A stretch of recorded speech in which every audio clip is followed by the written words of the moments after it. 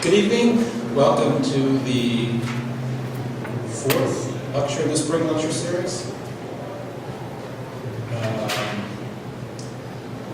Next week, just as an early reminder, will be the last lecture before spring break, which will be Michael Rock of 2x4, the graphic design firm in New York, whose firm, among other projects, has done the environmental graphics at the IIT Student Center by OMA. And so that should be also interesting, the last lecture before spring break. So Michael Rock next Monday. Tonight, it's a great privilege to be able to introduce Albert Pope to the school. This is the first time Albert said that he hasn't been in Chicago for 20 years, so, and we kept him busy in meetings all day, so we didn't get to see any of it. So I'll have to come back. Albert is currently the Gus Sessions Wortham Professor at the Rice School of Architecture, where he's taught for the last 15 years.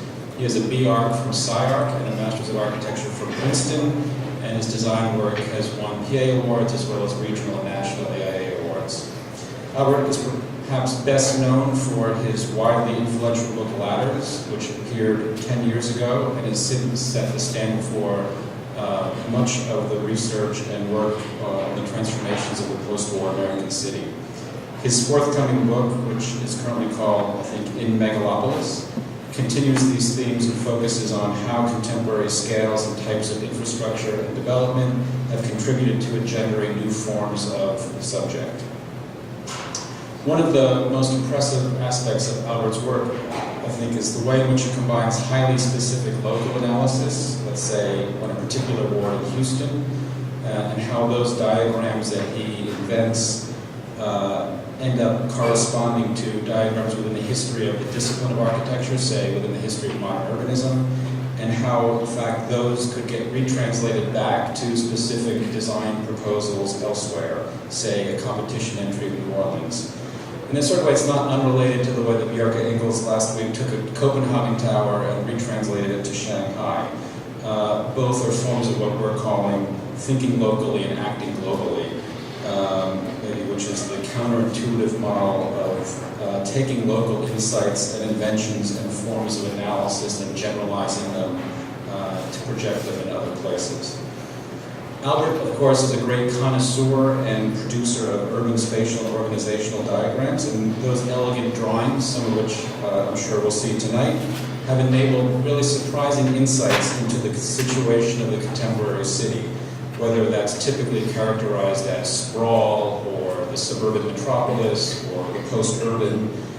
In other words, unlike the typical cliche that sprawl is an outward movement away from a centered city and that its spatial and architectural forms are indistinct, Albert argues, in fact, that the modern gridiron itself was always an open and democratic field moving outward, and that so-called suburban sprawl is, in fact, the result of centralizing tendencies or the insertion of closed hierarchical figures inside the open grid that basically erodes the open democratic modern field around it. And that basically, although they seem disparate, that the same template or the same diagram underlies all of those post-war spatial organizational phenomena, which he calls the ladder. That hierarchical, closed, interiorized, some kind of superblock scale figure, whether it's the subdivision, the freeway, the airport, the mall, the office tower section, and so on.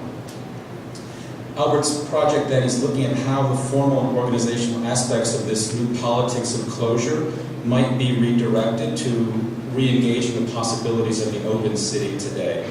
In other words, I think there's a political dimension to this work in the way that he aligns a certain kind of subject with a certain kind of organizational form, so that the closure of the cul-de-sac of the subdivision spirals into the kind of individualist politics today, and how one might reinvent a different form of collective subject or collective audience by recharging those forms of spatial urban organization.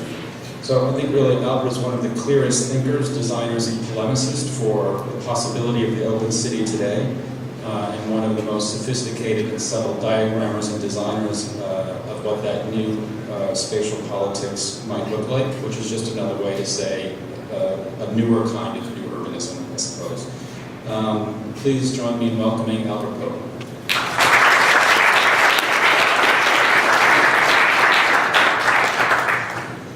I should have just kept going. That was pretty good.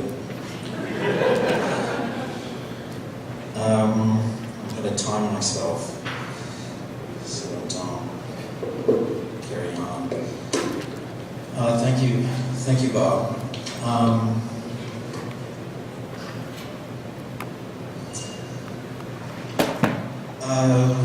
What I'm going to do, can this volume of this go down a little bit? Thanks. What I would like to do is just show you some pages of this book that Bob mentioned called Metropolis that I'm working on, extracts to sort of to keep the lecture going and to focus some of the arguments. The book is not really a book of urban history. It will seem like it is. It will seem very pedantic, and for a minute it's going to be like I'm taking you into a history class instead of giving you a public lecture. But we'll hopefully come out of that quickly enough to retain your attention. Because it's not so much a book of urban history, it's a book of urban design strategies that are drawn from a historical example.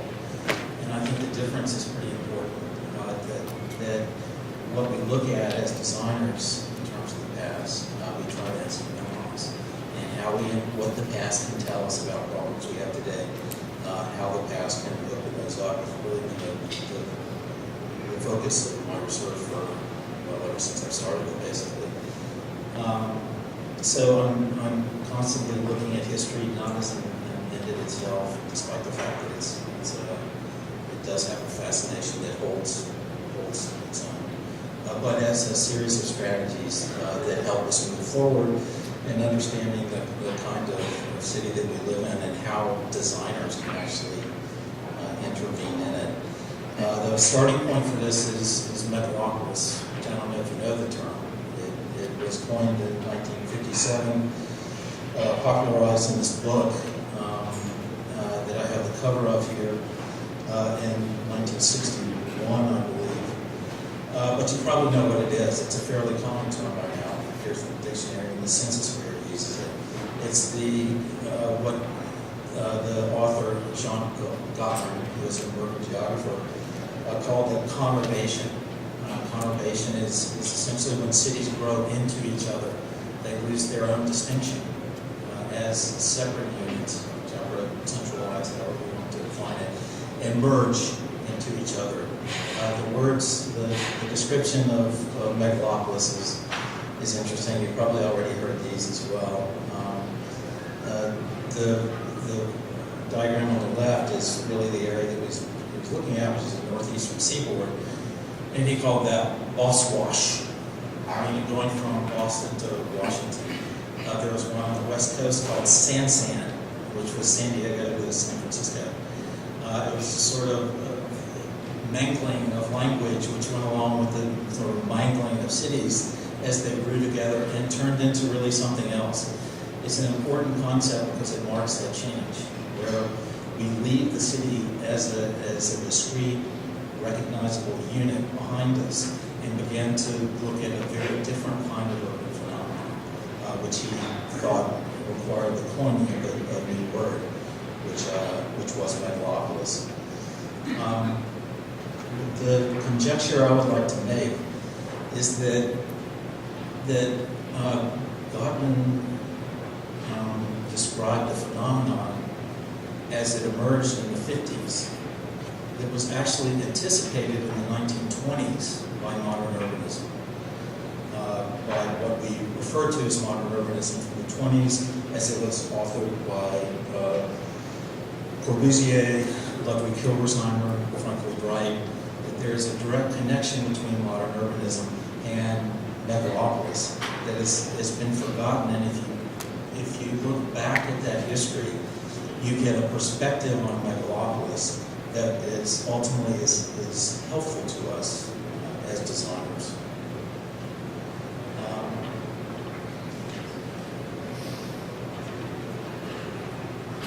what is required? How do we turn Megalopolis into something that is useful to us as designers? I think it's a significant problem because we don't have the tools of intervention that we have relied on historically, and in some ways continue to rely on to really understand how form operates in Metropolis. The book that Bob mentioned, Ladders, was an attempt to isolate a piece of this kind of urbanism. And the two diagrams that are the photograph and then the book jacket show that the way that I wanted to approach the form of this new urbanism was to isolate its constituent element, right? One way to understand a traditional city is to understand the city block. Some people say if you understand the whole block, the specifications on the block, that's like the DNA for the entire city. You can understand the entire city that way. That's a kind of urbanism of aggregation that is built up of separate pieces. My proposition in terms of Megalopolis, in terms of urban sprawl, is that it too can be understood as an aggregation built out of separate pieces. And this separate pieces is, the pieces that it's built up out of is this, what I call the ladder, which is really a cul-de-sac spinal formation, which has a history, a very interesting history in the context of modern urbanism. Gottman, the author of Megalopolis, never went there. Never really took a closer look at the phenomenon in the way that this image on the left, your left, which is an image of FM 1960. It's in Houston. It's a typical suburban, post-war suburban. It was built in the 60s at about the time that Metropolis emerged. As a characteristic example of what we call sprawl, what we call Megalopolis, and how this figure of the spine emerges out of it. So if we want to bring Megalopolis into the realm of form-making, we have to somehow understand how form-making has played a part in urban design. This is an unlikely pairing of two projects, and this is really the urban history part. On your right is a very important building called the Casa del Facio by architect Giuseppe Tonini. Very canonical work of modern urbanism, and it's important in a couple of respects. One is the contrast is sort of jarring, but at one level, these are both manifestations of modern urban space. You can say that the modernist facade of the Casa del Facio, in many ways, is one of the prime examples, created one of the prime examples of modern urban space. A totally different conception of modern urban space exists on the left-hand side, which again is Megalopolis. And the question of how it is we might bridge these two worlds. The Casa del Facio is interesting because it, in a word, represents a paradigmatic illustration of autonomous form. That's a mouthful. Simply what it means, I can break it down into two respects. Autonomy in two respects. One is a kind of disciplinary autonomy. You know, even if you haven't been to Italy, that it has a long tradition of piazzas. It makes the tradition of Italian piazza making it goes back to almost antiquity, depending on how specific you are in the formation, understanding the formation of it.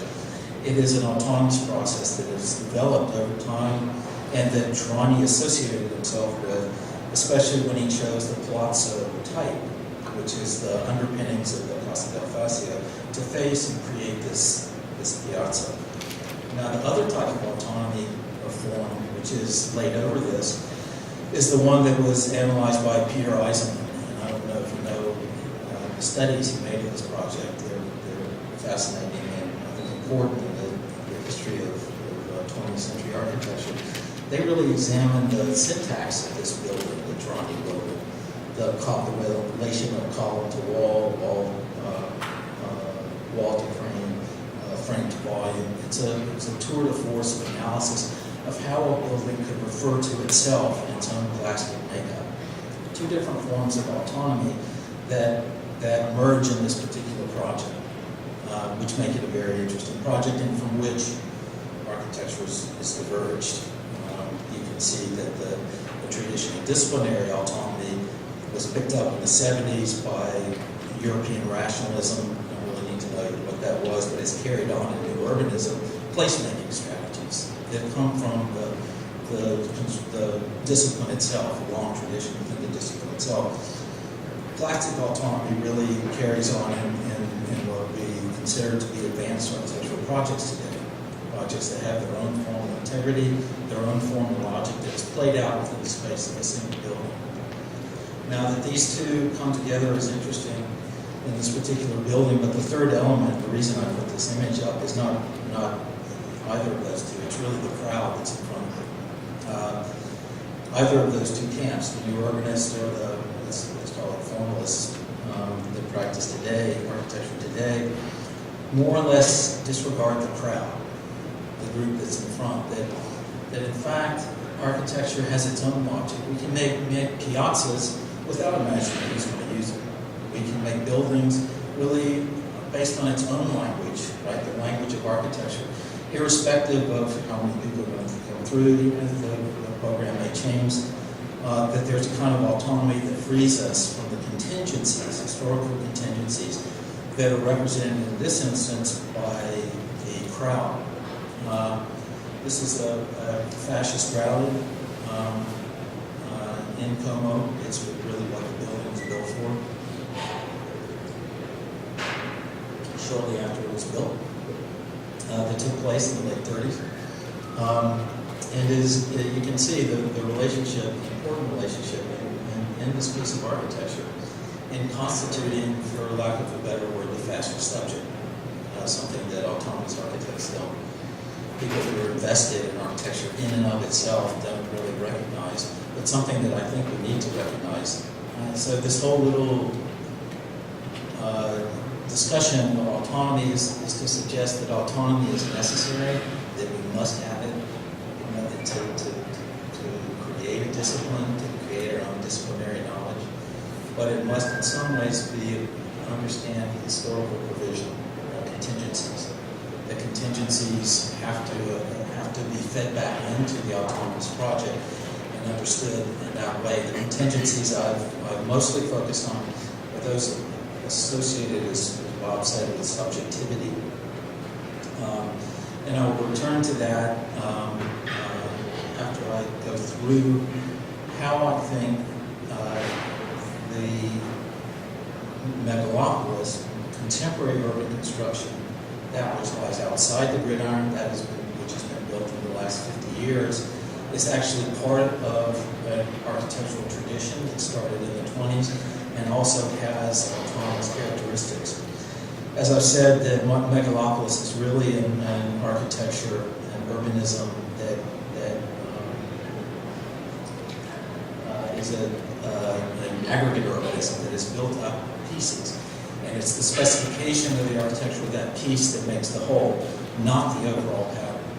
One of the reasons that this hasn't been recognized in modern architecture is because a lot of modernists did master plans, or advocates of master planning. This is a project, this is, jump too quick. On the right-hand side is what's called the settlement unit, which is a drawing that Ludwig Hilbersheim, who you probably know since he did most of his work in Chicago, and most of the examples that I'm going to show you tonight of his work come from Chicago, came up with this idea of a settlement unit, of a modern aggregate urbanism in the 1920s, 30 years before it actually became realized in images on the left, environments like images on the left. This is one of Hilbersheimer's projects done in the 30s, which was the deployment of the settlement grid, the settlement unit, in a grid pattern, a superblock pattern, reconfiguring an American industrial city. Here is another example of reconfiguring a European city, also done in the 30s, which took the same settlement unit and turned it into a band. This is what Frank Lloyd Wright was interested in. Broadacre City was essentially a supermarket city, right? It had the big coordinates. It was based on the Jeffersonian pattern of development. But he stuck with that because he was essentially a kind of master planner. Right? He didn't really believe in taking a smaller unit and aggregating it in different ways. Likewise, the Soviet urbanists, I don't know if you know Leonidov, the examples that came out of Soviet Russia and early modernism promoted the banded urbanism, the linear urbanism, based on assembly line metaphors, very interesting ideas of configuring the city. Hilbersheimer could do that one too. Take a settlement unit and redeploy it. And it's just important to notice that understand that this is not master planning. That there's an important branch of modern urbanism that has nothing to do with the master planning. But it has to do with an aggregation of urbanism built up out of the units that are extensible, extendable, but have no ultimate configuration. Now, this is a project that is characteristic of Hilbersheimer's post-war work. It was first published in 1955 for an area of Chicago called Marquette Park. It's ostensibly a sort of almost a horrendous diagram of proposal of what to do with a specific community. In Chicago, a single community organized around a large park, Marquette Park, was turned into 6 separate cul-de-sac communities over a period of stages. And you see the emergence of the city from the gridiron, out of the gridiron, with 2 phases of construction marked the emergence of a completely different kind of city, a city that is dominated by space as opposed to form, a city that is made up of these settlement units, and a city that is very much like the megalopolis in which we operate today. The reason I use this diagram, and I'm going to use it for the rest of the lecture, is that I've been systematically misreading this thing for 10 years. In other words, instead of looking at it as just stages of development in one project for Marquette Park, it's easy, and I think almost not quite, but almost intentional on Hilbersheimer's part, to imagine that this is an evolution of urbanism that occurs over time. The image at the top being the way we built cities up until 1950. The image in the middle being the way we essentially built cities from 1950 to 1975, the superblock model. And then the image at the bottom, an image of how we've built cities since 1975, cul-de-sac urbanism, which we all recognize. What this does is also suggests a space, that if I cut a section through a city, the diagram at the top would be the section to the middle of Chicago. If I kept cutting the section, I would move out in space toward the prairie till I was at exurbia at the bottom of the slide. So it also shows a cut through the city in space as well as in time. In other words, it is a kind of autonomous process. We think of megalopolis as something that grew out of nothing, and actually John Gottman discusses it that way. We think of sprawl sometimes as something that has grown out of nothing, that it has no precedent, but it does. I would argue that it evolves out of, is part of an evolutionary sequence which ties it back to the gridiron urbanism that preceded it. And that connection is very important because it allows us to start to ground our design efforts. It brings us into the realm of autonomous form, which is how architects have always operated on urban environments. So what I did, in the spirit of not looking at history as just history, but history as strategies, is I immediately redrew the diagram and started thinking about it in these different ways. The ways that I just described it to you as evolving over time, 1950 to 2000, for inner suburb exurbs, gridiron urbanism, superblock, and cul-de-sac, and then finally Metropolis, left-hand side and Metropolis on the right. It's a useful kind of pattern that allows us to understand history. It allows us essentially to understand the evolution of 20th century history. It allows us to understand a little bit of where Megalopolis came from. It also tells us one other thing, which is that Metropolis, which we today continue to use as a general term for big city, is a historical construct that came to an end in 1950. We haven't built gridirons in America, in American cities, since 1950. We've only built discontinuous cul-de-sac development. Gridirons have not been reproduced since that time. The Metropolis is based on the gridiron substrate. The Metropolis is over. It's a historical period. It's dead. And it's important to recognize that we've crossed that watershed and are moving into a completely different type of urbanism when we pass out of the grid and into megalopolis. That might seem kind of apparent, or already apparent, not in need of comment, but maybe I can make it a little bit more forceful, the argument a little bit more forcefully as I move along. This is another of Hilbersheimer's projects, and it is a replanning of Rockford, Illinois, which it goes 1, 2, 3, 4.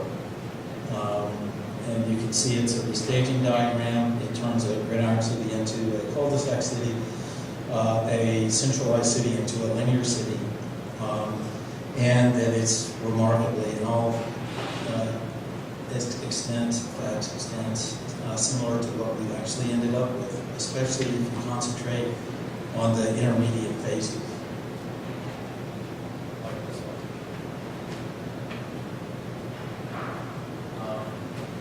Almost a tensile pattern.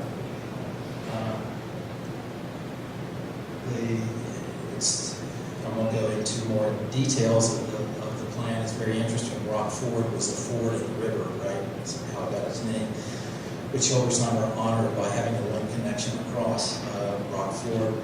But what it does is to suggest that this problem, the problem with megalopolis, it wasn't invented in the 50s, it was invented in the 20s. It was conceived of in the 20s. And a lot of the ways that the architects were conceiving of it initially are still useful and valid to us today. They're still available to us as strategies for design. And I think important as modes of understanding, ways of getting our head around designing or making an intervention in this new kind of coastal urbanism. This is one more little historical slide. He's from Hilbersheimer, another one of his reorganizations, this one around a small town. And it almost looks like a story of how the settlement unit actually emerged.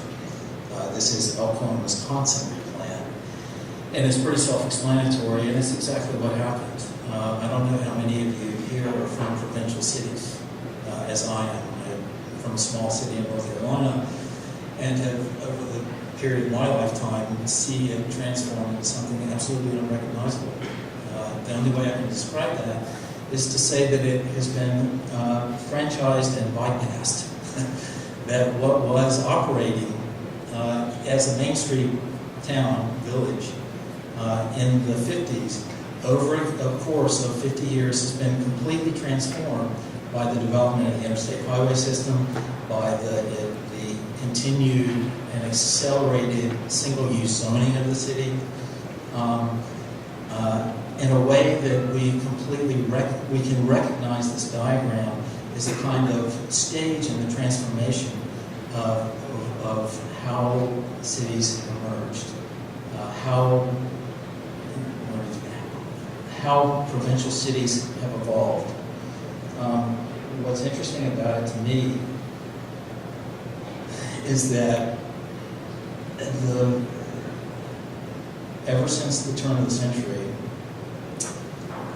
the small town has been thought of as the unit of aggregation in the big metropolis. It was really the key point of Ebenezer Howard's Garden City movement, that you take the small village and you make that the aggregate of growth.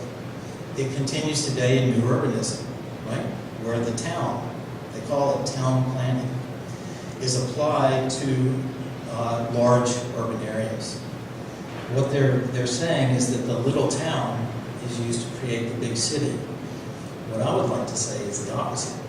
It's the big city that has transformed the little town in this context. That in fact, megalopolis is not something that's just applied to large cities on the northeast seaboard of the United States, but applies everywhere. It's not really a place-driven concept. It's more of a condition, so that we can have megalopolis in Elkhorn, Wisconsin, as much as we can have it on the northeast seaboard in the areas of urbanization between Boston and Washington. It's an important distinction. I think we'll probably belabor more, but we'll let it pass. But the point, I think, is that the little town does not transform the big city, but the big city transformed the little town. That megalopolis is a condition. It's almost like there's one anecdote. I don't know if you noticed how the British, when they refer to going to the hospital, they don't say, I go to the hospital. They say, I'm going to hospital, or he's in hospital. Or we would say, I go to the university. They would say, I go to university. Right? It's an odd twist of language that has always been revealing to me, because they're not referring to a specific place. They're referring to a condition of being ill in a hospital. You're in a hospital, you're in that system, or learning. This, I think, makes a difference. I think you can say that you're in the metropolis, but I don't think you say you can say that you're in the megalopolis. I think you're in megalopolis. It's like a condition more than a place. It's more similar to being something like in transit, right? As the British would say, in hospital or in university, than a specific place. And I think that applies in many respects to the kind of urbanism that we're dealing with. And it explains why even small towns in the middle of nowhere, like Elkhorn, Wisconsin, can be profoundly affected by urban reorganization within our cities. Okay, switch gears a little bit, and I have a little bit more history lesson to go. One of the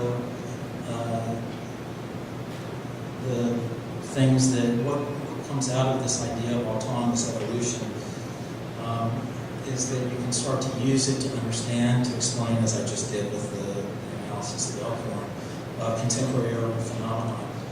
In other words, you actually use it to understand historical contingencies that would otherwise seem to be unrelated to the larger frame of reference, but can be indexed or associated with a certain phenomenon. And I've indicated 4 of them here. And I'm just going to go through the first one in detail and then rush through the last ones.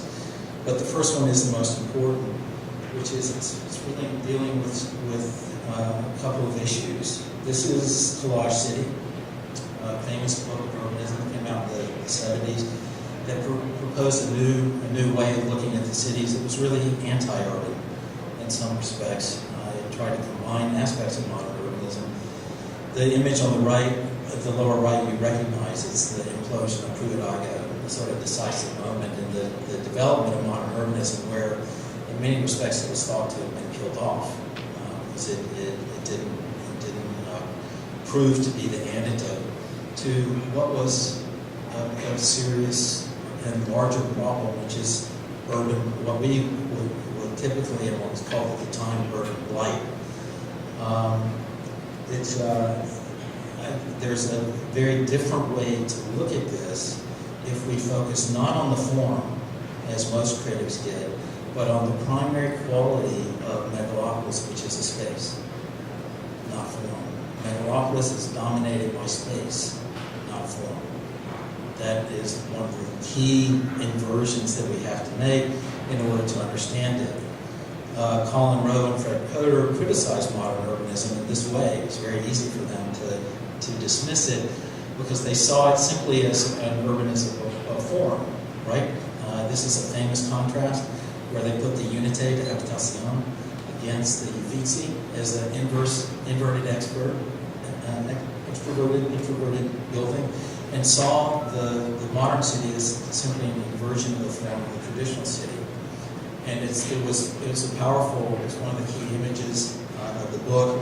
It's really what they're based their figure ground analysis, which is what you see up here, on is this inversion of a form from solid to negative, right? And negative to solid. But what it did is reduce modern urbanism to an urbanism of form.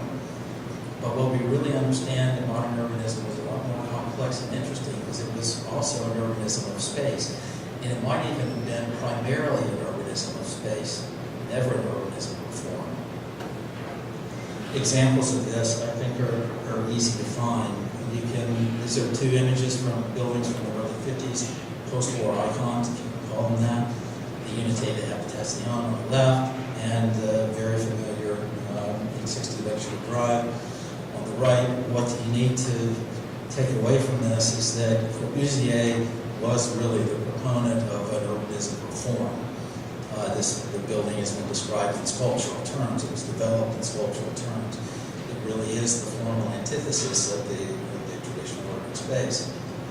However, the other side of urbanism, which was dismissed way too quickly, is the urbanism, the modern urbanism, in this case, that we call the utopia of space in the caption of H60 Lecture Drive. For those of you who know Mises' work, and I assume most of you do, this building is remarkable because there are two of them, not one.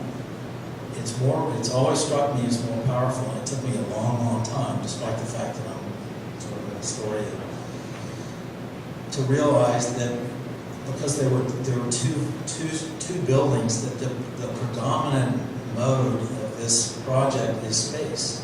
The space that is activated by these double volumes, and not the form that comes from the Unité. It's an inversion. It is that inversion, which I think has been lost in really the last 20-25 years of modern urbanism, that has reduced modern urbanism to radiant city urbanism or to an urbanism of form. What I would like to contend is an urbanism of space is a hell of a lot more relevant to the problems that we deal with than an urbanism of form. And to sort of continue to make that argument in the context of Chicago, the IIT campus is probably the predominant example or exemplar of an urbanism of space. This is something you may or may not know.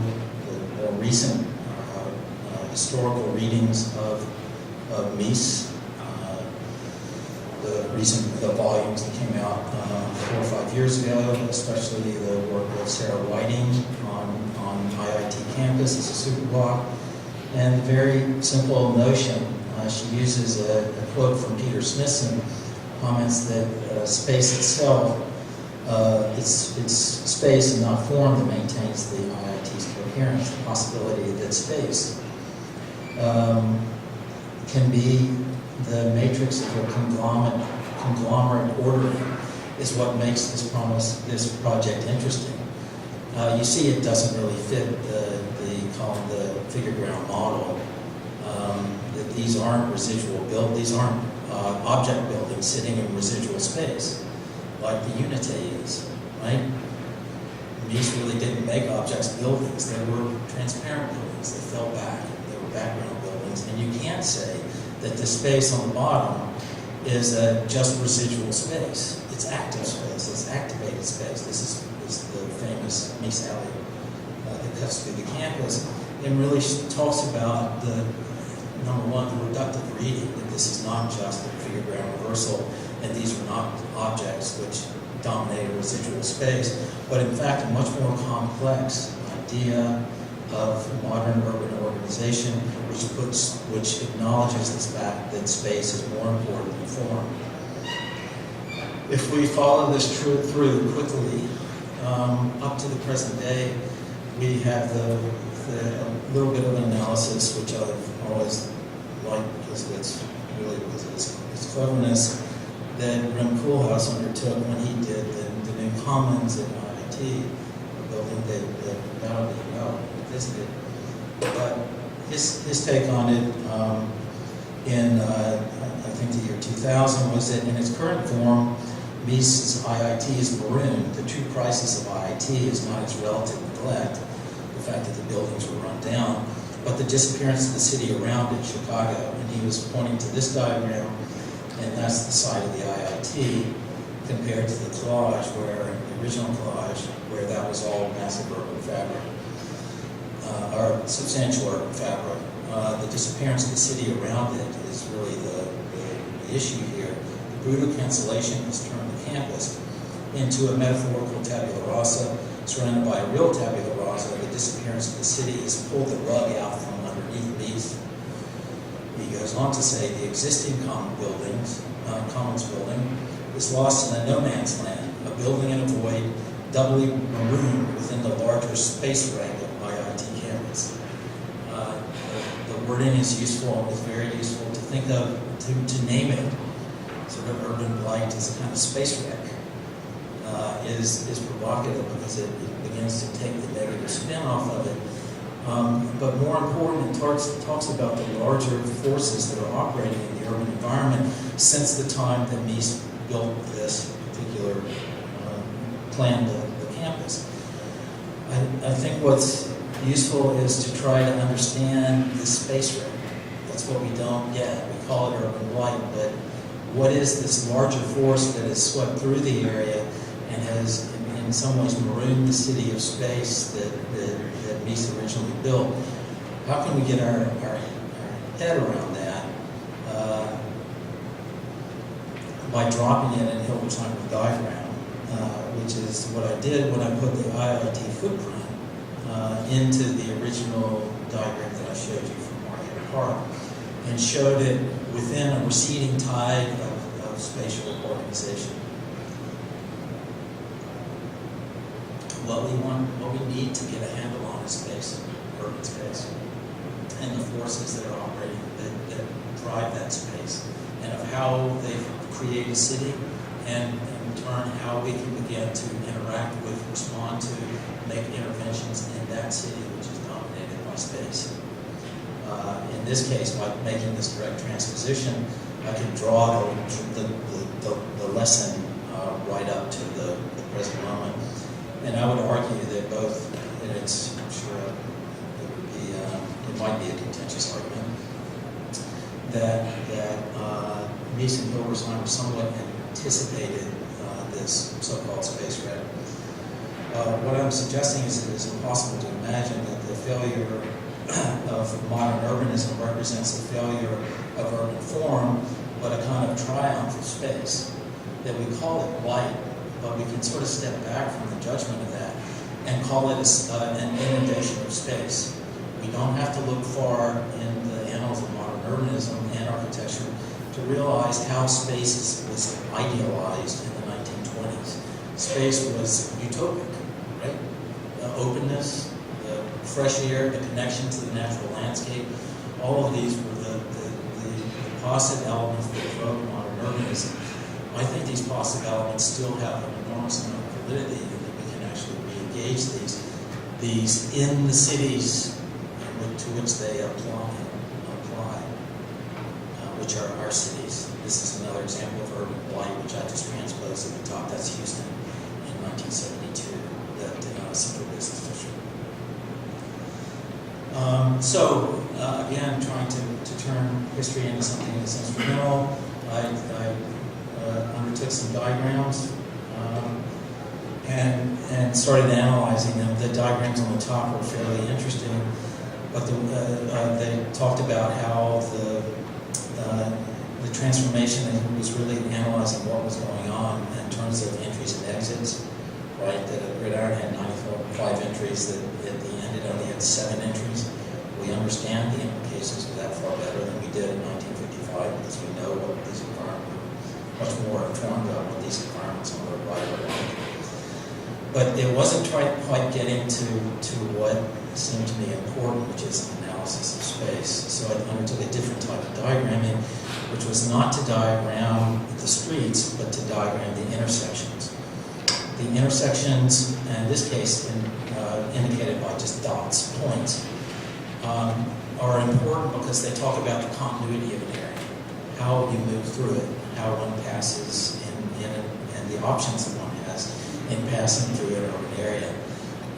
And what you found when you did the diagram that way was something a little bit different. In the top diagram, the real change is between frame 2 and frame 3, right? That's when the streets are withdrawn, the territory is opened up, and the green space emerges. But if you really look at the intersections and the continuity, the transformation is really between frame 1 and frame 2. That's when the significant transformation took place because the continuities were disrupted at that point. And it was interesting only to the extent that we felt like we were diagramming something different. Not the form of the streets, but the continuity of the streets. We felt that was much closer to understanding the notion of space and how space operated than the diagram at the top. So we continued with that. One of the things that we tried to target is this. We found that the intermediate levels were much more interesting. That is a kind of paradox of this kind of urban design that I think needs to be, it's very, very simple, but it can be understated, which is the fact that as we produce space, we close down form. That how the continuity of space, as we see it emerging in the last frame of this diagram, is really bought by a closure of form. And it's a paradox, right? Space is supposed to open everything up, not close things down. But when we really look at it, it's a two-way action. It's opening up and closing down at the same time. So that I can make this analysis that we, on the left-hand side, we really have open form in the sense that we have these streets that originally, before the 50s, went out to the prairie, right? No stopping point. They just kept going. As we move to the right-hand side, we've got the opposite condition where we have closed form, we have cul-de-sacs, but we have these spatial fissures that run through the city and form a continuity. What we were interested in is the center position, open form and open space, and this can be transformed to the diagram on the lower right, where we oppose the two axes of open space and closed space, open form and closed form, and we decide the coordinates, what each quadrant is going to give us. Hilbersheimer was really operating in the upper left-hand quadrant.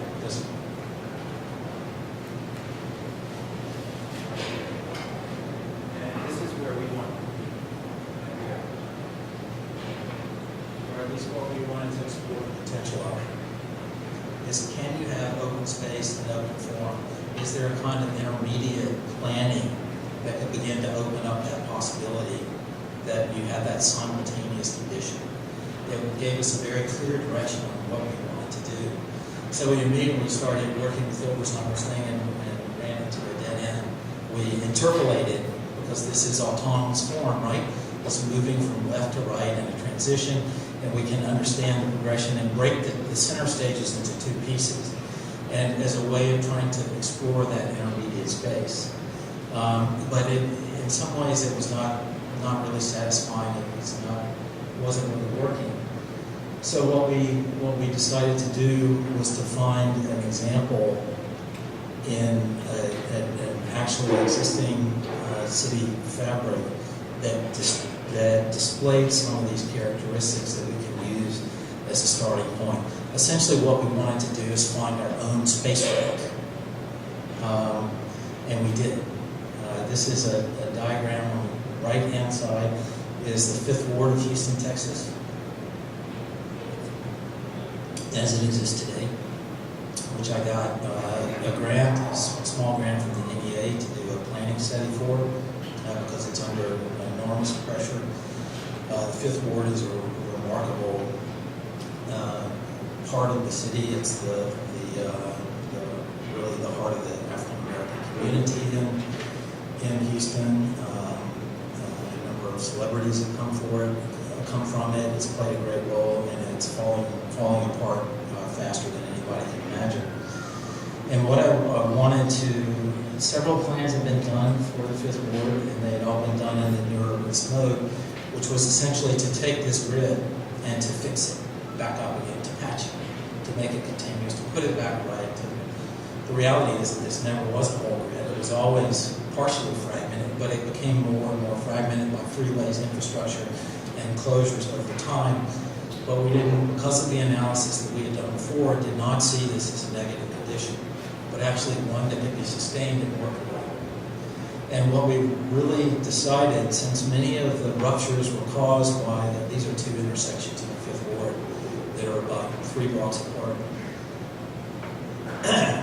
What we decided is that if modern urban got us into this mess, modern urbanism could get us into this mess in terms of creating freeways, new infrastructures, new planning that started combining blocks, then maybe we could use modern urbanism to get us out of this mess, as opposed to reverting to a traditional urbanism that, in this case anyway, never even existed.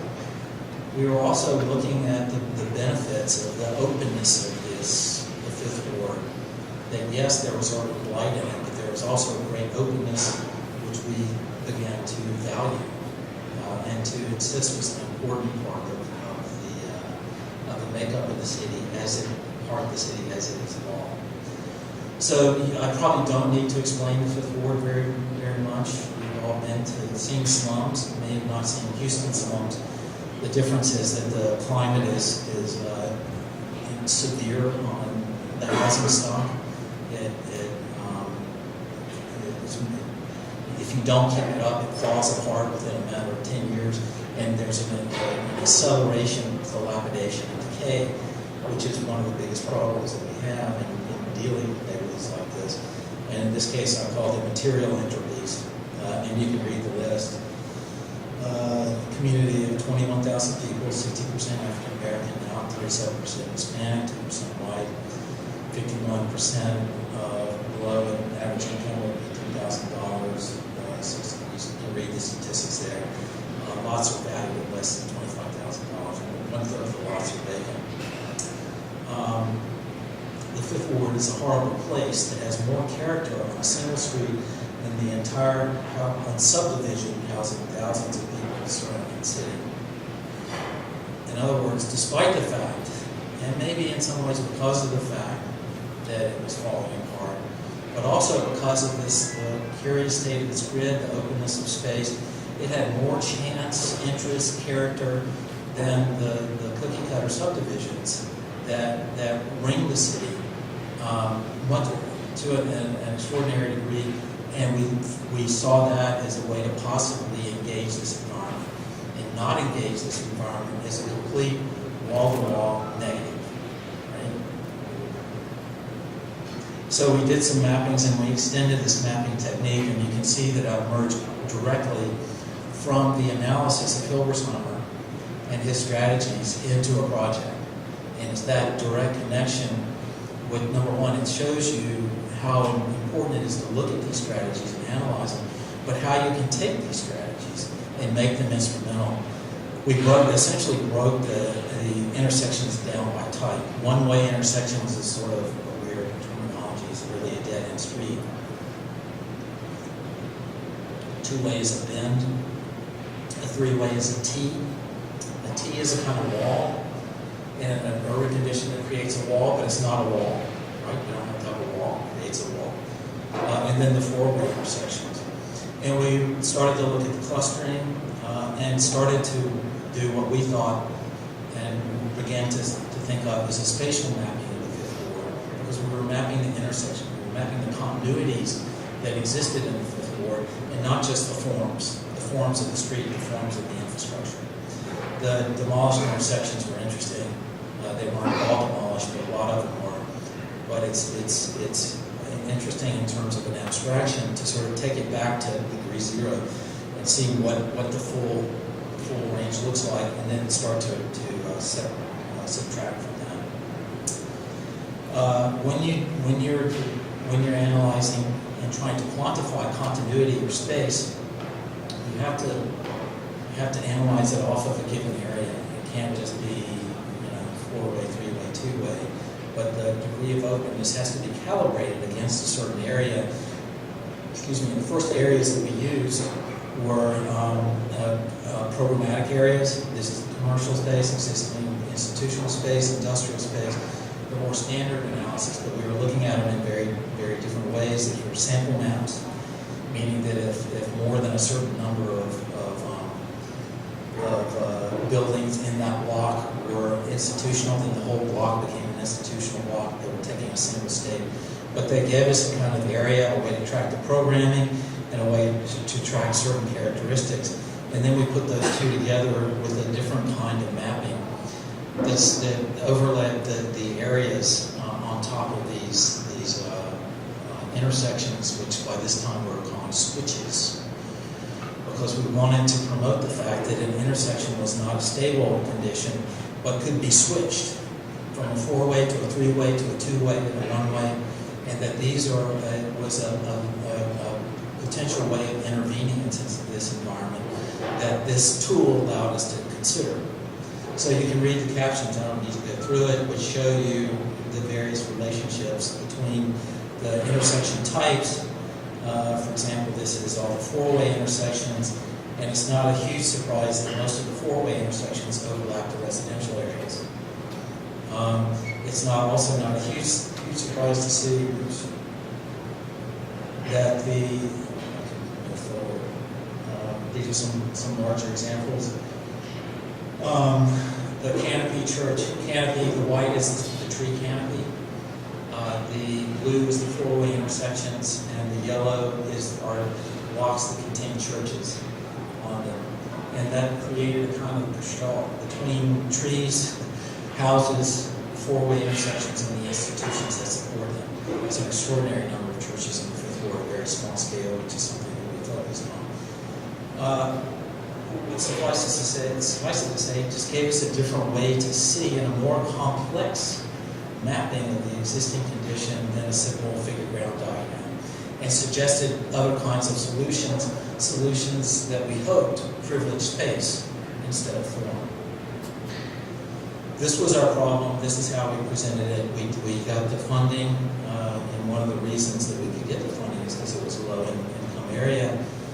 And I'm looking at David because he worked on this problem a lot. In the third ward, the fourth ward of Houston has disappeared. It was a freedmen's house, settled by free slaves, a powerful environment that just got wiped out because it fell apart. The same thing is happening to the fifth ward. The fifth ward was going through in a Habitat for Humanity fashion, which was exemplary. It was about the CDC there had done a lot of work. They had replaced a lot of houses, moved people into the area, but it was clear that it wasn't moving fast enough to keep the city, to keep this area of the city intact. And what we were making a case for is the need to undertake larger planning initiatives. That you couldn't save the fifth ward house by house. You had to address the larger organization of the area if it was going to survive.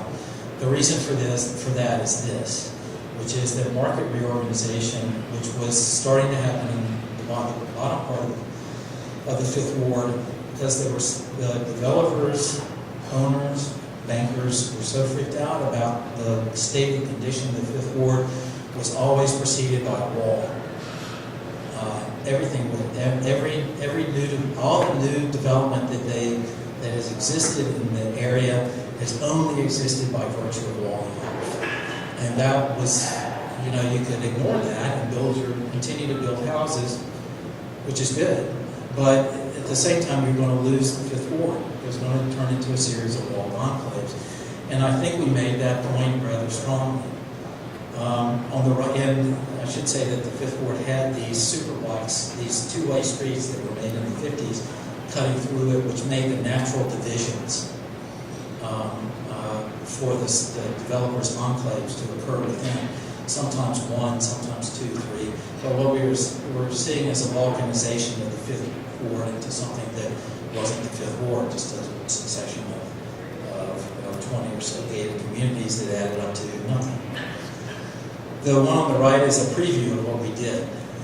which was to suggest a reorganization of the street plan, knowing that the means of it weren't available, but understanding the importance of having a plan, knowing that changes could be made, and knowing that there were alternatives to enclave development, that there was a way to get development to occur, but at the same time not lose the Fifth Ward. So these were our two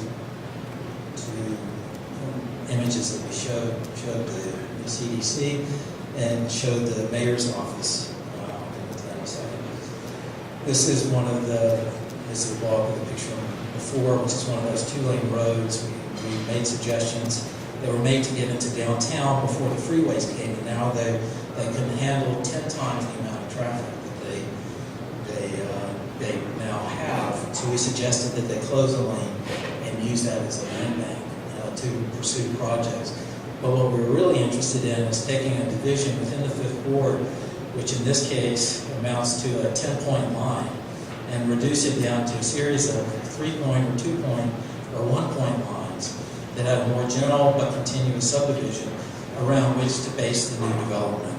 And the image that we had in the bottom is really attractive to us because a privileged space, or showed the new technologies, its connection to the larger metropolis, and all in a way, this sort of openness that was precluded by this wall. Another preview of where we ended up. The reason I'm showing you this beforehand is to make one point perfectly clear, which is that we weren't working with a master plan. We were coming up with a system that where we turned this analysis of given urban areas and intersections into a strategy, and began to think of manipulating the grid to create a whole, or to maintain a whole. And essentially what our strategy was, as you can see in this already, was a kind of preemptive closure. That there was not the desire was really not to go back to a continuous grid, not to mend the grid, but knowing that there was going to be closure and development that required closure of the grid, that if we were actually going to get people to invest in this area, some degree of closure was necessary, that we would do a preemptive closure. We would close some of it, parts of it, in discrete and informed ways that would still allow for the continuity of the whole, as opposed to a blanket closure, which would separate it into a series of isolated compounds. That was our strategy, a sort of strategic move that we accepted the prerequisite of closure and began to manipulate the street grid to the ends that would serve that and get us the kind of closure that would be beneficial to the community. We started with subdivisions. It's important to know that these are not walls. You can see the translation to the bottom of the grid. We were really taking the lines that were easiest to make, the least resistance, trying to find the fracture line in the existing grids and proposing a certain subdivisions within that grid and the implications of this, how many surfaces you had, how many road closures were required to make these into isolated islands. And then started analyzing these closures in terms of the existing program. It gets a bit complicated here, but what we were really questioning was the wisdom of single-use zoning. And imagining how this subdivision of the Fifth Ward would affect the uses in each of these given areas. The diagrams at the bottom shows the distribution, the basic distribution of programs. And obviously, if you consider the Fifth Ward as a single whole, you have this distribution of program. When you divide it, the distribution changes. And as we move through, we were looking at diversity of mixes. They all have the same mixes, but they have different kinds, different ratios of mixes, and we were beginning to think that there were some were more desirable than others. This was really carrying out the idea of zoning, how zoning would be affected in these subdivisions, to think of how it is these subdivisions could generate a zoning map. That was the existing condition, and then we used the same relative same uses to look at single-use subdivision. And that diagram is fairly clear in itself, that each division becomes a different use. This is sort of how we do now at a large scale. The middle one is actually not very far from what exists at this moment, where residential is clumped here, commercial, which is more integrated here, and then industrial at the bottom. We sort of played that out as single-use zoning. Then we took the opposite approach and played out each subdivision in mixed-use zoning. This would be more of an urban village model, right? Or a Parisian quarter model, where each section of the city had all the elements of the city in itself, which we thought was maybe nice, but maybe a little bit idealistic. Maybe not what we wanted as a collection of villages. We pasted that up on a map, which is what you see here, and this shows you the matrix, not a map, a matrix. And we inserted this line, which ended up being fairly important. This is the single-use zoning, which is the modern zoning. This is multi-use zoning, where every quarter has its own piece of the pie. And we came up with something in between, which negotiated soft boundaries, that we found that we could have a combination of mixed uses and single uses, depending on how you read these boundaries. So when we read the black boundaries, what we see is that some divisions are single use. Right? So if you looked at the 24 subdivisions, or 21, that's a single use area, which is all park space. Right? But if we looked at the 7 subdivisions, that became part of a larger mixed-use zone. So what we were trying to do, trying to anticipate, is how do you manage to get a soft boundaries that have the advantages that will give you the advantages of both the smaller subdivision and the larger subdivision. And in this case, how would you begin to think about it programmatically? This ended up being our zoning proposal. And again, you can see the way we filled these in, the way we subdivided the uses. This is part of the system. There would have been other ways to subdivide this. There would have been other numbers that we could subdivide it into. We weren't really fixed on master planning or trying to find an optimum phase. We were really just trying to demonstrate how a system could work. We then started to apply it to what exists, and imagining, obviously, this thing occurring over a long period of time, that different uses would be moved as buildings expired, and then expired at a remarkable rate. But then again, all we had was a zoning map, and all we had was two before and before zoning map, and we had to figure out what it is, how we generated the infrastructure below it, which is where we ended up returning to the switches, and what we were able to do, because we were thinking of these intersections in a quantitative way, is to just simply start to count them up. In residential area, you have two, not surprising, the most amount of 4-way switches, right? So we had in the residential areas, put them all together for the 5th Ward, 230 of them, 122 3-way, et cetera, 2-way, 1-way, and in total, it's not surprising that most of the 4-way switches were in the residential, and I think if you look down at the industrial, most of the switches are 3-way, right? Because they're very different kind of programmatic needs in an industrial area. You don't need the infrastructure because you've got much larger parcels. This is kind of common sense, but in a way, what it allows us to do is to associate the switches with a given area and come up with a ratio, right? So if we have a given area, this is what residential looks like. These are the number of 4-way switches. These are the number of 3-way, 2-way, and 1-way. And we can generate them for all the different program uses. And it gives us a ratio. What happens at this point is we can actually leave the 5th Ward. Right? This is a system, depending on, we were using the criteria that we got from the 5th Ward, but it's a system that we could use, we could put in different numbers, recognize that residential has a high ratio of 4-way switches to 1-way switches, alter that ratio. We could use, it's a system that can be adapted to a completely different set of circumstances.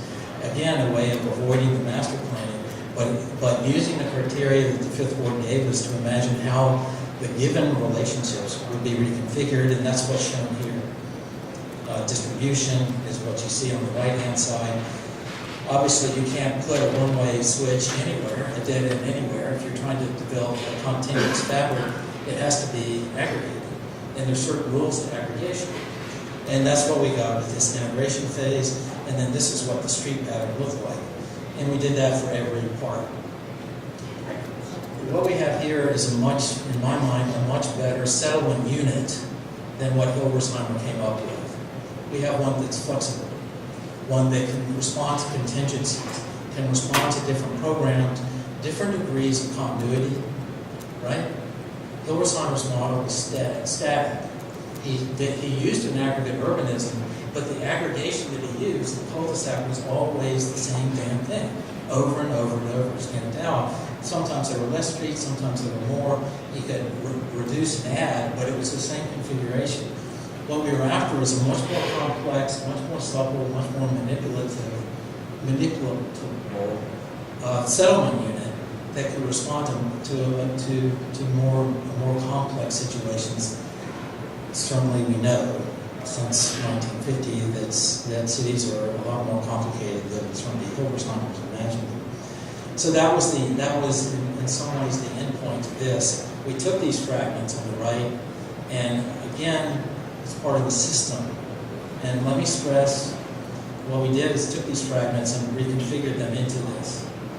That's how they look when you apply them to these program areas, right? Each program had its own kind of distribution. And at this point I can say, yes, it's a system, but it's a system that requires talent to use. It's not a recipe. This is not a bureaucratic, and cities have never been designed as recipes. They've always needed designers, they needed talent to make these abstractions, these forms that we may call autonomous, that persist over time and evolve and have certain characteristics of their own. Yes, they can tell you to some extent what they do, what you do with them, but they're limited. They need talent to work with them. And so in a way I've shown you how we came up with this particular proposal. And this was our redistribution program.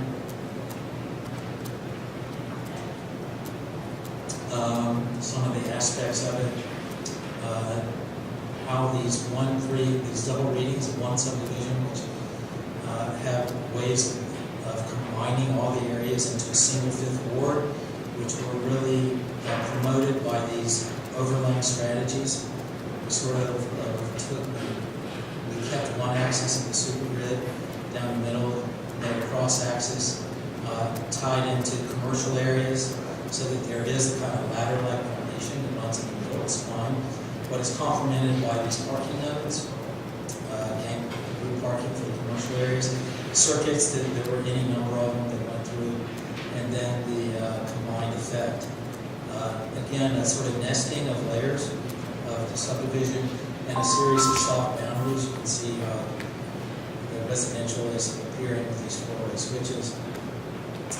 Let me draw your attention to this diagram right here, which I should have made big.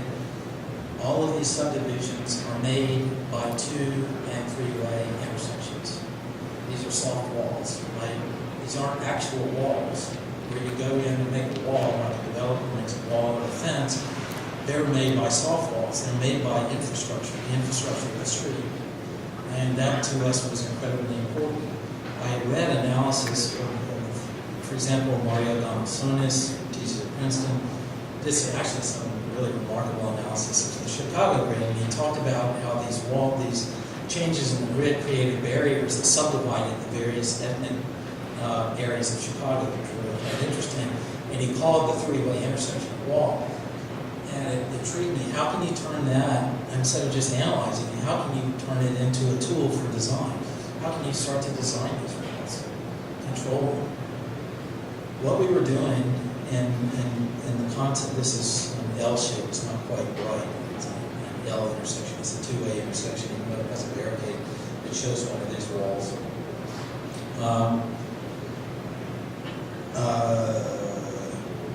we're obviously trying to make subdivisions. The bottom line was we weren't going to get investment in this community unless we started to separate out in some ways the area that we were targeting for redevelopment.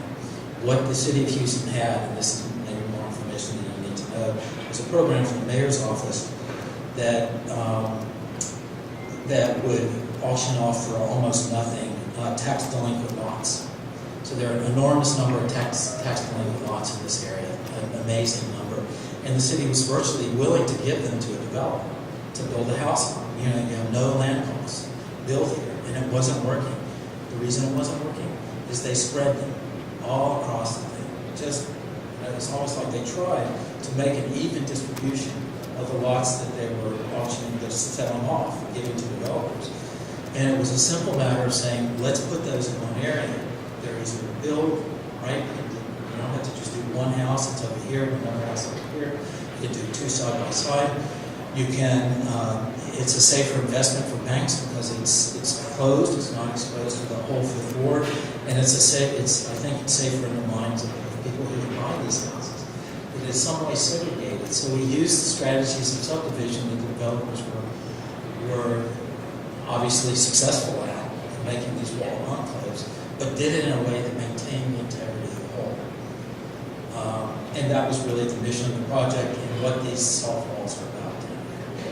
They're obviously it would be ridiculous for us to be making walls. I think it's ridiculous for any of us to make walls. Anyway, this is a little post mapping. This is the spatial matrix, which is the open, essentially open space, in which we also included some industrial areas because there's so much open industrial area, and it was also part of the larger agenda for urban agriculture, which turned some of the empty lots into urban agriculture. I don't need to go into that. You can notice that the yellow switches here, orange, are the one-way, the dead ends. And that's what you expect. What's a dead-end street? That's a sort of explosion of space. That's where the infrastructure stops and space starts. It's not a surprise that all the one-way intersections ended up in the open areas. Just like it's not a surprise that the four-way intersections end up in residential areas. In this case, the orangish yellow is institutional. The blue is residential. It's four-way switches. The green is open space. The dark green is park. There's parking. We're not showing everything. We're trying to show the relationship between the openness of the residential space next to the very different kind of openness of the open space, and then these circuits through this, these circuits that run through these different areas that are enhanced by the each institutional block that fits in, nestles into each block. It's kind of an attempt to show a gestalt, what it's like to live there. This is a little non sequitur. We came up with a short-term project. They were at the same time worried about they wanted an identity project for the Fifth Ward. They didn't quite know that this is the identity project for the Fifth Ward. This is how the Fifth Ward survives. But how could we give this concrete manifestation? So we made some very simple proposals to take derelict buildings that preferably were in each of these given areas and fit them out very simply with temporary circumstances of light and some simple translucent paneling and some lettering, and essentially go through and mark the Fifth Ward not only in the sense of being able to recognize the relationship between each of these lighted boxes in a given period of time, but also to sort of symbolize a regrowth.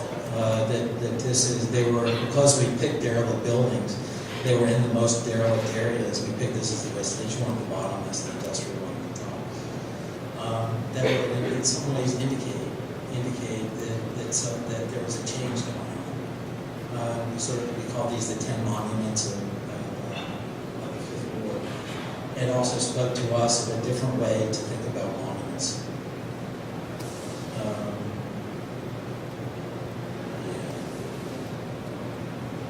Okay. I think I can actually stop very, very well there by simply saying that there are other ways to take off from this autonomy, other aspects, other historical contingencies besides blighted urban conditions that it can address. This was a key one where we began to think of, this is where we lost a lot of people, where we tilted up the settlement units on its end and discovered that it had great affinity to the organization of high-rises. We're currently running a Hong Kong studio and made the proposition that an American subdivision has more in common with a Hong Kong high-rise than with the gridiron city that preceded it. So strange isomorphism between subdivision and the tower suggests an unexpected unity of Metropolis. Again, a kind of correlation which in some ways you know is true. Subdivisions now are made to mimic older communities where buildings were built at different times by different people, but in fact they're a megastructure. All of our subdivisions, all the big developments around Houston, 70% of all the new housing starts in Houston are in one of 5 master plan communities. These are all megastructures. And that just by thinking of this forms autonomously, we could do something stupid like flip this thing up and imagine that there is some kind of correlation between these two types of development, and to imagine that it's a different way not only to think about subdivision, but to think about density, to think about a different kind of urbanism that has similarities and differences to it. It also allowed us to think about the subject, which I don't have time to go into, but these diagrams, which Bob was alluding to, I think are self-explanatory. Whereas the grid arose, this grid erodes, social organizations change. The nature of social organizations change. It's sort of on the left-hand side of the slide, what you see is sort of civil engineering, the simple street structure. And on the right is a little bit of social engineering, which talks about the types of groupings that occur and don't occur in these different types of infrastructure. And what is really not surprising is how that we move in Metropolis to a subject that really privileges individuation, right? A condition that's like that. And oftentimes when I give a more detailed analysis of that, it's people's first reaction is that what the cul-de-sacs give us is isolation, anonymity, complete death of community, that is bad. But it's not. It's a different type of urban organization. And it's overlaid, obviously, by electronic communication, other types of community that didn't exist when this was the primary mode of social organization. But it's to fundamentally understand that the infrastructure of Metropolis not only produces different forms, different characteristics, different building types, but different types of social organization leading to very different kinds of subject. And you have to take that into account. But the autonomy can't stand apart from this. And again, I'm using the diagram not to exclude social organization, saying I'm just doing autonomous form, but actually to read it, to understand it, and to include it, and to try to understand in fact what it means, what the potential of this type of subject really is when you think of it in terms of urban form.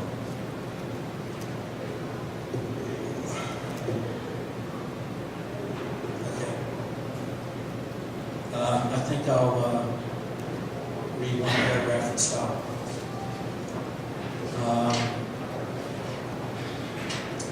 Driving west out of Phoenix on Interstate 10 towards Los Angeles, nearly 10 miles past any signs of inhabitation, you will unexpectedly come across an exit for 339th Avenue. The exit is marked by a standard green interstate sign indicating a narrow paved right-of-way. which quickly recedes to the horizon and vanishes. It's an arrogant claim on the open desert, staked out in defiance of all probability, waiting for the inevitable expansion of the city to catch up. Our first reaction might be to laugh at the city's ambition, the hubris of the kind of planning that would imagine such a fantastic extent of growth. There's actually an exit for 779th Avenue that comes after this one. But on reflection, it's certain that this sign is nothing but an outmoded bureaucratic reflex, an anachronism which sprang out of another set of possibilities, a way of imagining the city which is now 50 years extinct. In Phoenix, as in every other American city or town, the idea of the open city is foreclosed.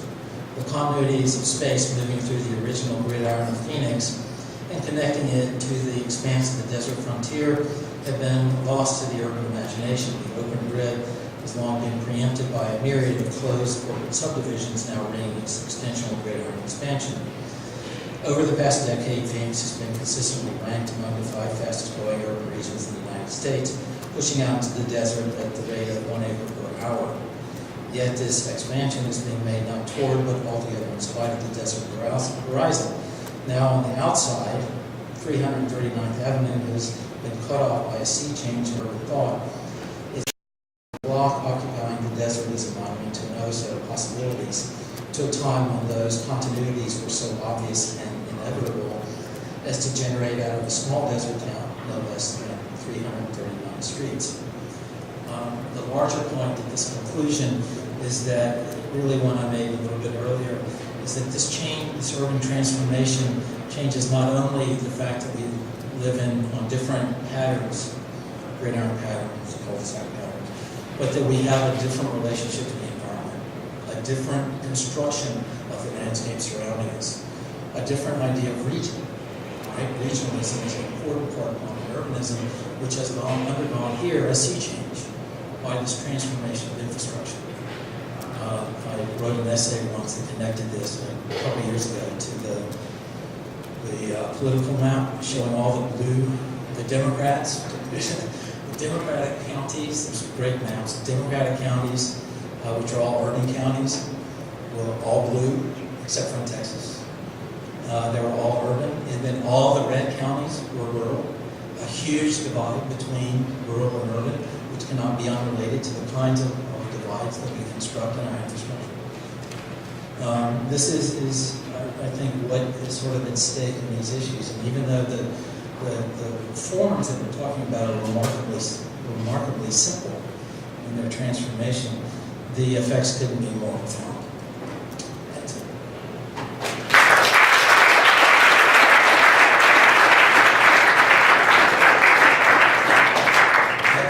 Despite the fact that I've gone on for so long, I would be happy to answer questions if there are any.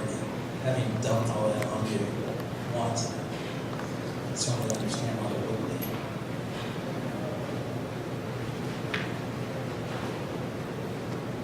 Yes? Albert, I'm wondering, really telling, it's not clear to me, did it have or is it having any impact on that planning or planning of that one? We hope so.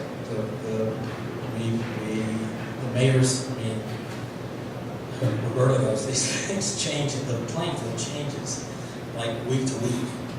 And the mayor is still in office. He's got, I think another year, two years. And he's keen on, he really wants this Stellara project, which is selling off the tax limited lots, to work. So we've had a meeting with his office, not with him, haven't been graced yet, to just make the simple suggestion that they work in one part, right? Quit spreading them out, work in one part, and think about, we picked a part for them that had the ability to cohere apart from when you cut it off. Suggest some very simple alterations of the street grid and give it a try. And we're hopeful that that will happen. But in the larger run, it's not that, even if it doesn't, it's like Bob said, it's trying to take a local condition it's entrapped, it's all no, this thing is falling, this place is falling apart. It has no, almost no, everybody's at a completely dumbfounded. to try to take something, do with it, and then generalize it into a strategy, into a larger strategy. And I think if that sort of strategy can get out there, it will have influence in different ways than affecting this one local condition.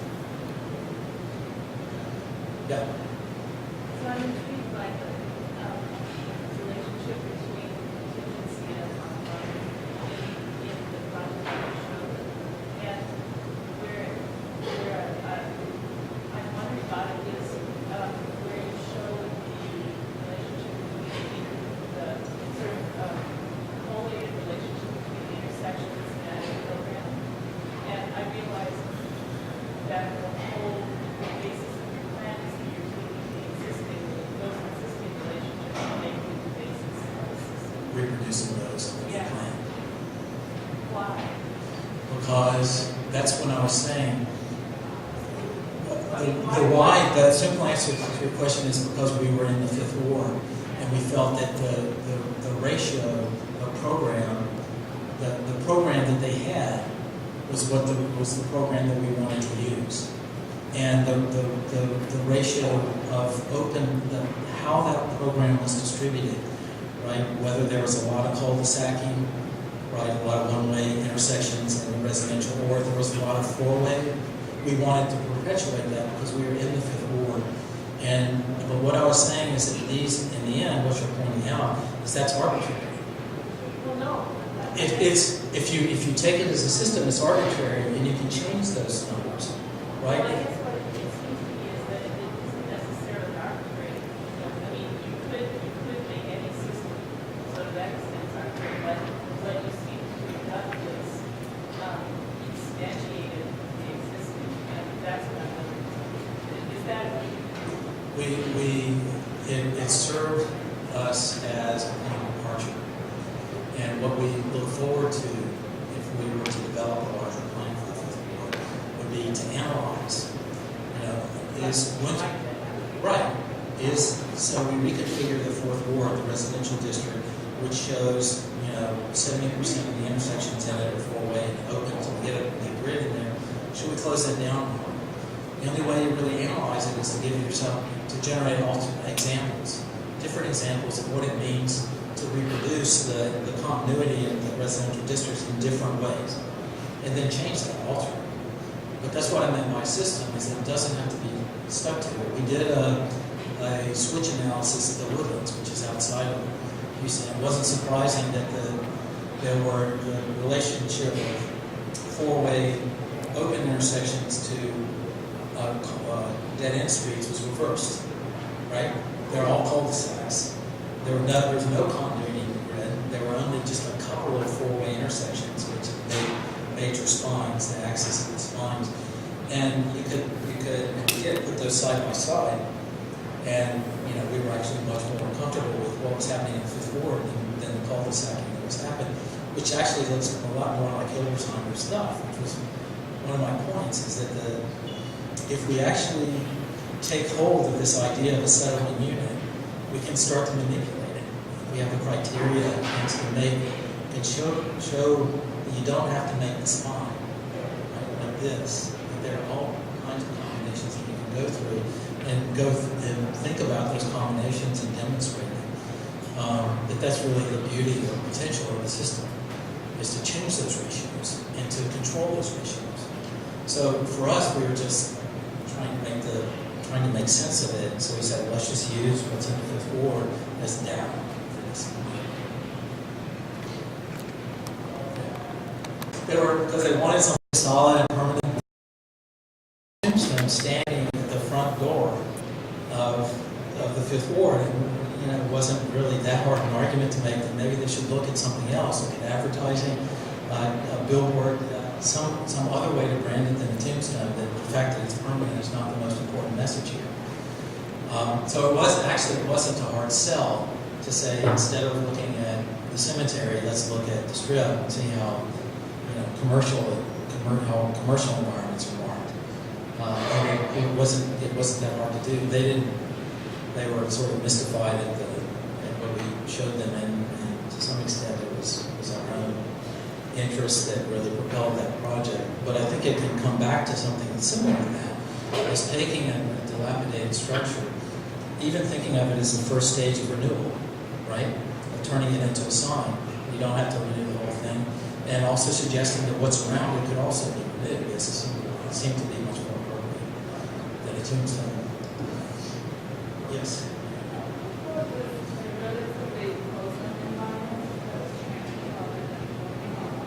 Many world cities are actually very mutated. So one question is how we invent a city that's constantly changing, not day by day, but even within the day. And also construction of your systems still rely on the premise that you can actually intervene in the future of the city in a predictable way. And many world cities that are booming are very unpredictable. So my question is, do you think that your system works better for shrinking cities or relatively stable cities? Do you think that you can actually, you'll be using the same system in Hong Kong? Hong Kong is constantly changing. Yeah, it's surrounding out infrastructure. It doesn't new infrastructure that's pretty to the end, old infrastructure of California.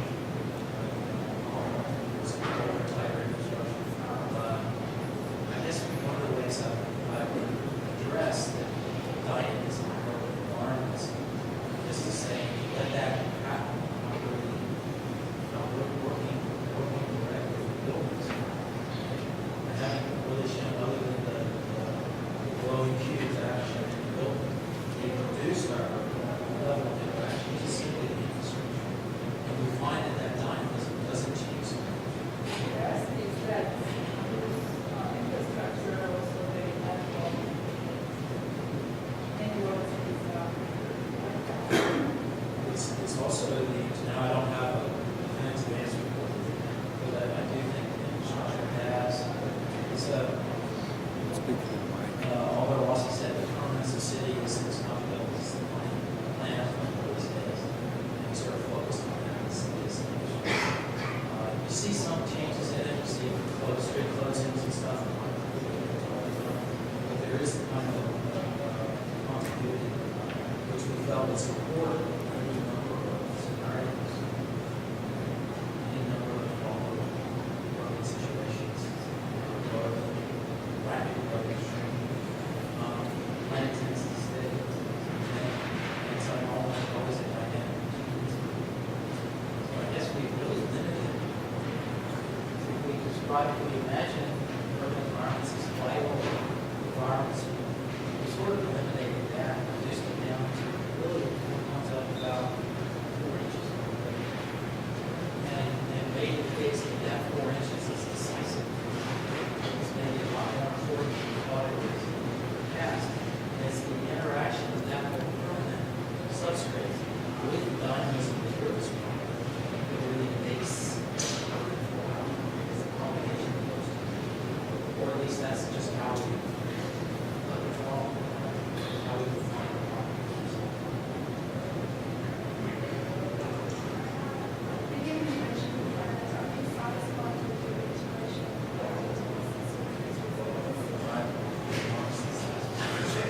Satisfied with the system. I think the iteration that we have, we already discovered and we applied it to the corner that we proposed, needed manipulation. And we took one corner, the northwest corner of the ward was the corner that we were proposing for the mayor to isolate the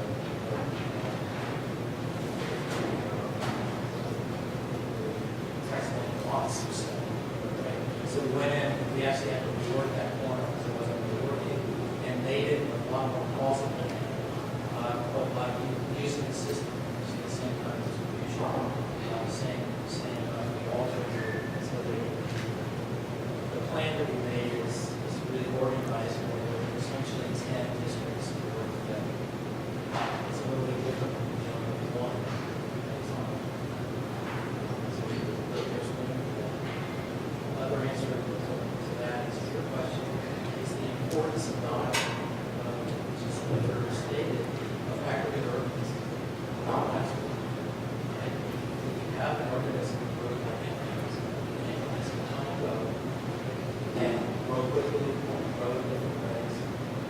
but they will not fit to my overall plan.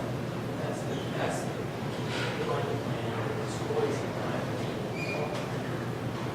Try to control place national contributions. City architects sit in environments that think they're below city. They were very, given architects who's great form, given huge areas, example, the village. They'll design the whole thing wall to wall. There's a limit at which you can't stretch architecture. Big architecture is not urbanism.